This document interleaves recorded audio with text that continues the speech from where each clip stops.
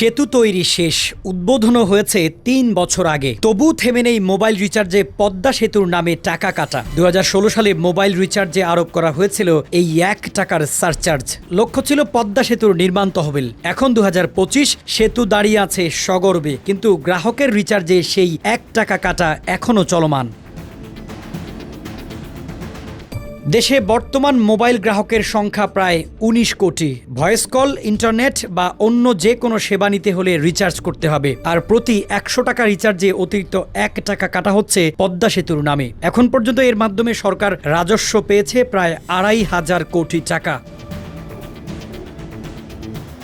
Mobile অপারেটররা বলছেন, যেহেতু প্রকল্প শেষ, তাই এই সারচার্জ আর টিকে থাকাই উচিত নয়। তারা চাইছেন আগামী বাজেট থেকে এটি তুলে নেওয়া হোক। এদিকে সরকারের পক্ষ থেকে বলা হচ্ছে, এই খাতে কোনো প্রকার ভর্তুকি দিতে রাজি নয় সরকার। সারচার্জের যৌক্তিকতা নিয়েও ভাববে তারা।